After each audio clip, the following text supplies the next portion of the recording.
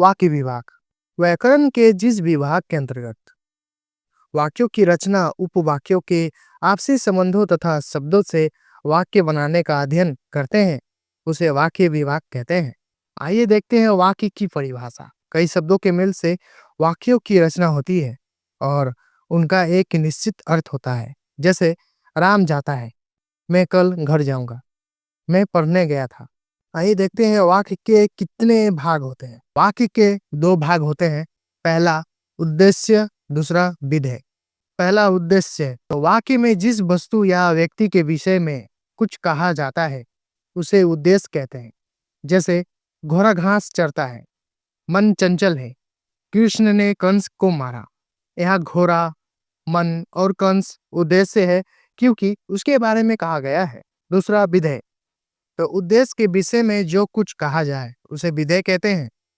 जैसे ऊपर के वाक्य में चरता है, चंचल है, कंस को मारा विधेय है क्योंकि यह शब्द उद्देश्य के विषय में कुछ कहते हैं।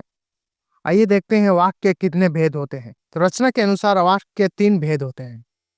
पहला साधारण वाक्य, दूसरा मिश्रित वाक्य, तीसरा संयुक्त वाक्य। पहला साधारण वाक्य। साधारण वाक्य उसे कहते हैं जिसमें प्रधान उद्देश्य और प्रधान विधेय रहता है। जैसे हरि दौड़ता है।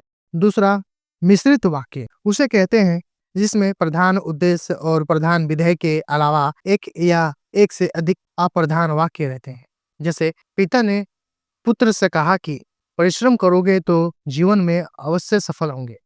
तीसरा संयुक्त वाक्य, जिस वाक्य में दो या दो से अधिक साधारण वाक्य व मिश्रित वाक्य मिले हो पर वे एक दूसरे के आश्रित हो तो उसे संयुक्त वाक्य कहते हैं। जैसे मैं कल शहर जाऊंगा और तुम्हारे लिए कपड़े लाऊंगा। अर्थ के अनुसार वाक्य के 8 भेद होते हैं। पहला वर्णनार्थक, जिस वाक्य में साधारण वर्णन हो उसे वर्णनार्थक वाक्य कहते हैं। जैसे लड़के पढ़ रहे हैं। दूसरा आज्ञार्थक, जिस वाक्य से आज्ञा का बोध हो, जैसे तुम जल्दी आओ। तीसरा इच्छार्थक, जिस वाक्य से इच्छा का बोध हो, जैसे भगवान आपको प्रश्न रखे। चौथा प्रश्नार्थक, जिस वाक्य से प्रश्न का बोध हो, जैसे आप क्या करते हैं। पांचवा संकेतार्थक, जिससे संकेत, शर्त या कारण का बोध हो, जैसे तुम मुझे खून दो मैं तुम्हें आजादी दूंगा। छठा संदेहार्थक, जिससे संदेह या संभावना का बोध हो, जैसे शायद तुम्हारा काम हो जाए। सातवां विस्मयादि बोधक, जिस वाक्य में विस्मयादि का बोध हो उसे विस्मयादि बोधक कहते हैं। जैसे आनंद आ गया।